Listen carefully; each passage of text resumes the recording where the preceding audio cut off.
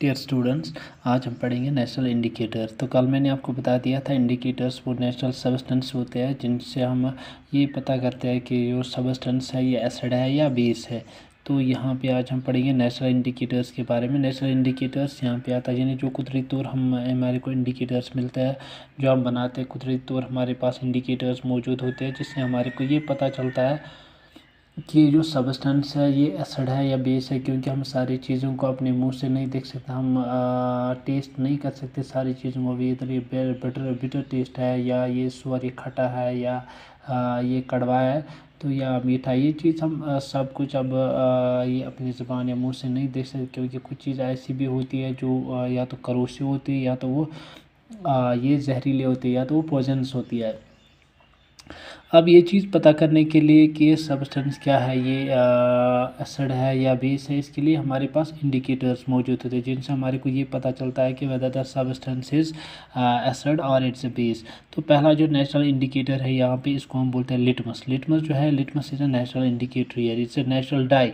Litmus in the form of solution or in the form of dried paper strips is the most commonly used indicator। हमारे पास अगर हम laboratory में देखेंगे तो हमारे पास ये लिटमस जो होता है, लिटमस दो तरह का होता है वहाँ पे। एक तो या तो ये सोल्यूशन होता है वहाँ पे हमारे पास सोल्यूशन की फार्म में, या तो ये पेपर की फार्म में, ये कागज़ की फार्म में होता है हमारे पास मौजूद, जिन्हें हम लिटमस पेपर्स कहते हैं। तो ये या तो सोल्यूशन की फार्म में हमारे पास मौजूद होता है, शीशी की बोतल में होता है, या तो हमारे पास ये पेपर की फार्म में मौजूद होता है ये लिटमस। ये जो लिटमस होता है, ये litmus it is extracted from the plants called the lichens. Actually ये एक किस्म का प्लांट होता है लाइकन। लाइकन हम एक्चुअली बोलते हैं उन प्लांट्स को, ये दो कंपोनेंट्स का बना होता है लाइकन। एक तो होता है इसमें एल्गी कंपोनेंट होता है, एल्गी प्लस इसमें होता है फंजे। ये दो कॉम्बिनेशन होते हैं एक्चुअली दो चीज़ों के, एल्गी एंड फंजे। इन दो चीज़ों को हम बोलते हैं collectively it's called as the lichen, इनको हम बोलते हैं लाइकनस। तो ये जो लाइकन होता है इसी प्लांट से हम एक्सट्रैक्ट करते हैं ये जो लिटमस पेपर्स होते हैं, ये हम लाते हैं इन्हीं एल्गी या ये जो लाइकन्स होते हैं component of algae and fungi, इन्हीं से हम लाते हैं दिस लिटमस पेपर्स या litmus solution. The solution of litmus is in distilled water is purple in colour. जो हमारे पास डिस्टिल्ड वाटर होता है, डिस्टिल्ड वाटर मीन जिसमें वो सॉल्ट्स मौजूद नहीं होते हैं, तो उसमें अगर लिटमस पेपर का कलर देखेंगे तो वो पर्पल कलर का होता है, पर्पल होता है इसका colour in the distilled water. यार this solution is called neutral litmus paper. तो ये जो वहाँ पे, क्योंकि उसमें ना सॉल्ट्स मौजूद होते हैं, ना एसिडिक होता है, ना वो बेसिक होता है, न्यूट्रल होता है, इसलिए इसका जो कलर होता है वो पर्पल कलर का होता है। और ये जो पर्पल कलर है लिटमस पेपर का, ये न्यूट्रल है, it's a neutral litmus solution। So when this litmus solution, neutral litmus solution, it's added to the acidic solution। अगर हम इसको फिर एसिड में डालेंगे, इस सॉल्यूशन को अगर हम एसिड में डालेंगे तो ये चेंज होता था, इसका कलर जो होता है वो चेंज होता है, वो रेड कलर में बन जाता है। तो अगर हम ये न्यूट्रल, मैंने बताया न्यूट्रल पर्पल कलर का होता है, इसमें ये जो न्यूट्रल होता है ये पर्पल कलर का होता है। तो दैट मीन्स अगर हम इस पर्पल कलर, इस न्यूट्रल लिटमस सॉल्यूशन को एसिड में डालेंगे, हमारे पास एसिड मौजूद होगा, तो हम इस एसिड में इस न्यूट्रल लिटमस सॉल्यूशन को डालेंगे तो इसका कलर जो होता है वो चेंज होता है, वो रेड कलर का बन जाता है। So it change into the red, ये रेड कलर में तब्दील होता है।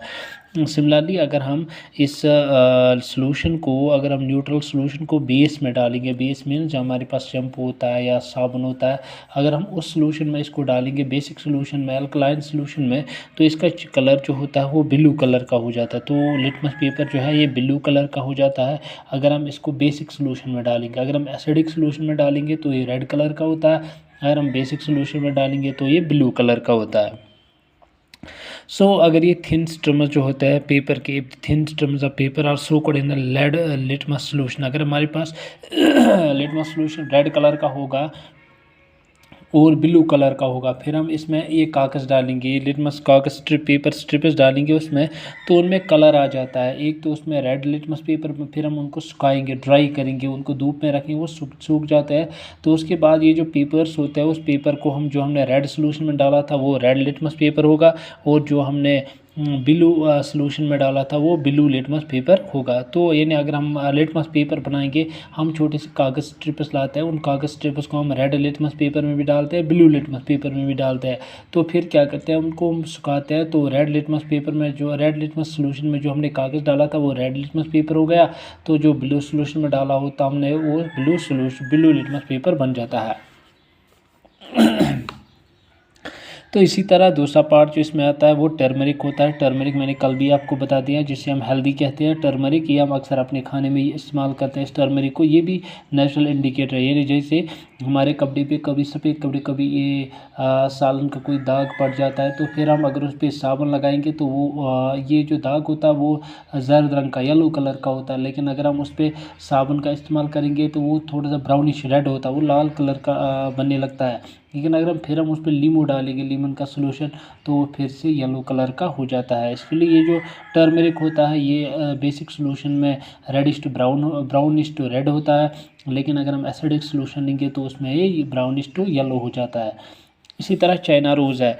चाइना रोज़ कहते हैं हम, चाइना रोज ये फ्लावर है। It's a flower which have a pink petals. ये जो फ्लावर होता है इसके पेटल्स जो होता है, पेटल कहते हैं हम फ्लावर के, वो कलर्ड पार्ट जो होता है, जिससे हम दूर से बोलते हैं ये फूल है वहाँ पे, तो उसमें वो कलर्ड पार्ट जो होता है, जैसे रोज़ प्लांट है उसके लाल ये होता है पेटल्स। इसी तरह ये जो चाइना रोज़ होता है इसके पेटल जो होता है वो पिंक कलर के होते हैं। The coloured solution extract from it is light pink. तो इसका हम अगर हम सोल्यूशन निकालेंगे पेटल्स का तो ये बन जाता है पिंक कलर का। इन एस बेसिक सोल्यूशन, अगर फिर हम इस चाइना रोज़ के पिंक सोल्यूशन को अगर हम बेसिक सोल्यूशन में डालेंगे, इस कलर को अगर हम बेसिक सोल्यूशन में डालेंगे तो ग्रीन कलर का बन जाता है।